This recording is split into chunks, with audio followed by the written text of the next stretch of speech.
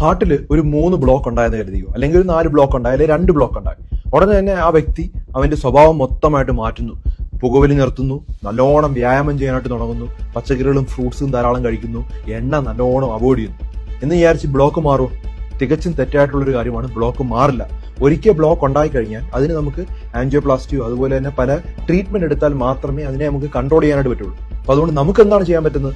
Block ഉണ്ടാവുന്നതിന് മുമ്പ് നമ്മൾ block വരാതിരിക്കാൻ മാക്സിമം ശ്രമിക്കണം. അതിനുവേണ്ടി നമ്മൾ എന്താണ് ചെയ്യേണ്ടത്? പുകവലിക്കുന്നുണ്ടെങ്കിൽ പുകവലി പൂർണ്ണമായിട്ട് ഇപ്പോഴേ സ്റ്റോപ്പ് ചെയ്യുക. അതുപോലെ ധാരാളം പച്ചക്കറികളും ഫ്രൂട്ട്സുകളും അടങ്ങിയ ആഹാരങ്ങൾ നല്ലോണം കഴിക്കുക, നല്ലവണ്ണം ഉറങ്ങുക, നല്ലോണം വെള്ളം കുടിക്കുക. ഓരോ 25 കിലോയ്ക്കും 1 ലിറ്റർ വെള്ളം എന്നുള്ള രീതിയിൽ നല്ലോണം വെള്ളം കുടിക്കുക. ഒത്തിരി നേരം എണ്ണയിലിട്ട് പൊരിച്ച സാധനങ്ങൾ അമിതമായി കഴിക്കാതിരിക്കുക. മീനൊക്കെ ഹൃദയത്തിന് വളരെയധികം നല്ലൊരു സാധനമാണ്.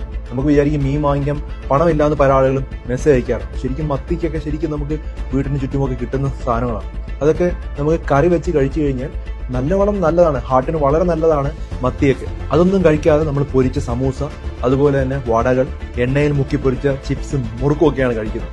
ഈ ഒരു കാര്യം മനസ്സിലാക്കുക. നമ്മുടെ ബിൽഡിങ്ങിൽ ക്രാക്ക് ഉണ്ടായതിനു ശേഷം നമ്മളത് റിപ്പയർ ചെയ്യാൻ നോക്കിയാൽ റിപ്പയർ ചെയ്യാൻ പറ്റില്ല. നമുക്ക് വെറുതെ പെയിന്റ് ചെയ്ത് അല്ലെങ്കിൽ സിമെന്റ് വെച്ച് പൂശാൻ മാത്രമേ പറ്റുള്ളൂ.